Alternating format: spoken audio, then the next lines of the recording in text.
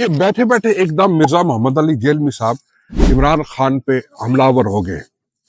اچھا یہ اچانک نہیں ہوا، وہ بڑا جو مرزا محمد علی ہے نا، یہ بڑا اسٹریٹجک آدمی ہے، بڑا کلیور آدمی ہے. انہوں نے جان بوجھ کے یہ پلان کیا کیونکہ وہ جانتے ہیں کہ سوشل میڈیا پہ جو ہے وہ پی ٹی آئی کی اور عمران خان صاحب کی بڑی فالوئنگ ہے. تو جب وہ یہ کریں گے تو پھر جگہ جگہ پر وہ ڈسکس ہوں گے. اور یہ وجہ دیکھیں کہ جنید اقبال صاحب جیسے قداور لوگ اور حبیب اکرم صاحب جیسے لوگ، عمران ریاض خان جیسے لوگ، اسامہ غازی جیسے لوگ، وہ مرزا محمد علی صاحب کو ڈسکس کر رہے ہیں. اور یہی وہ چاہتے تھے کہ وہ عمران خان پہ اٹیک کریں گے اور جگہ جگہ پر وہ ڈسکس ہوں گے، ان کو ریچ ملے گی، ان کو فالوئنگ ملے گی، لوگ ان کے بارے میں ڈسکس کریں گے. اور یہی وہ چاہتے ہیں.